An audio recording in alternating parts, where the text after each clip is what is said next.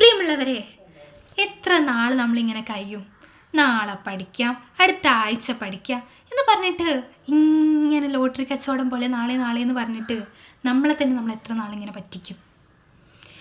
എടാ, നിങ്ങളുടെ കൂടെയുള്ളവരൊക്കെ അവരുടെ ലൈഫിൽ ഓരോ വിജയങ്ങളിങ്ങനെ കീഴടക്കുക, അവരവരുടെ സ്വപ്നങ്ങളിങ്ങനെ സാക്ഷാത്കരിക്കുമ്പോൾ നമ്മൾ മാത്രം ഇങ്ങനെ ഇവിടെ ഇരിക്കുക, റീൽസും സ്ക്രോൾ ചെയ്ത് ഗെയിമും കളിച്ചിങ്ങനെ ഇരിക്കുക, സോഷ്യൽ മീഡിയയുടെ അഡിക്റ്റായിട്ട്. എടാ, ഇതൊന്നും വേണ്ടെന്ന് ഞാൻ പറയില്ല, പക്ഷെ ഫുൾ ടൈം നമ്മൾ ഇതാകാൻ പാടില്ല ഒരിക്കലും. ഈ റീൽസ് സ്ക്രോൾ ചെയ്യൽ, ഗെയിം, അതിനോട് ഇങ്ങോട്ട് അഡിക്റ്റ് ആവാൻ പാടില്ല. നിങ്ങളുടെ പാരൻസ് നിങ്ങൾക്ക് വേണ്ടി ഒരുക്കുന്ന വിയർപ്പിന് നമ്മൾ നൽകേണ്ട വില ഇതല്ല.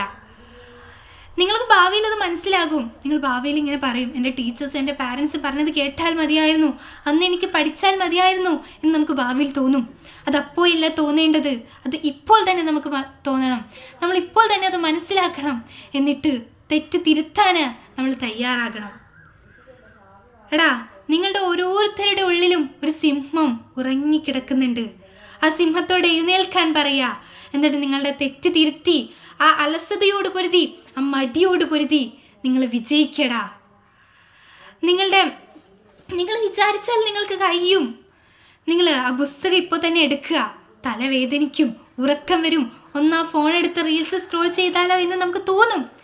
അതൊക്കെ മാറ്റിവെക്കാൻ നിങ്ങൾ തയ്യാറാണോ? എങ്കിൽ തന്നെ നിങ്ങൾ വിജയിച്ചു. നിങ്ങൾക്ക് കഴിയും. എടാ, നിങ്ങൾ വിചാരിച്ചാൽ ഈ ലോകം തന്നെ നിങ്ങളുടെ കീഴിലാകും. ഈ ലോകത്തിൻ്റെ താക്കോൽ തന്നെ നിങ്ങളുടെ കയ്യിലാകും. ഒരിക്കൽ നമ്മുടെ പാരൻസ് നമ്മുടെ പരാജയം കണ്ടിട്ടല്ല അവരുടെ കണ്ണ് നിറയേണ്ടത്, നമ്മുടെ വിജയം കണ്ടിട്ട് അവരുടെ കണ്ണ് നിറയണം. നിങ്ങൾക്ക് ഈ ലോകം കീഴടക്കാൻ കഴിയും, നിങ്ങൾക്ക് നിങ്ങളുടെ ലക്ഷ്യത്തിലേക്ക് എത്താൻ കഴിയും എന്ന് എനിക്കുറപ്പുണ്ട്. ആ ഉറപ്പ് നിങ്ങൾക്കുണ്ടോ? ആ വിശ്വാസം നിങ്ങൾക്കുണ്ടോ? നിങ്ങൾക്ക് തീർച്ചയായിട്ടും കഴിയും. All the best my dears.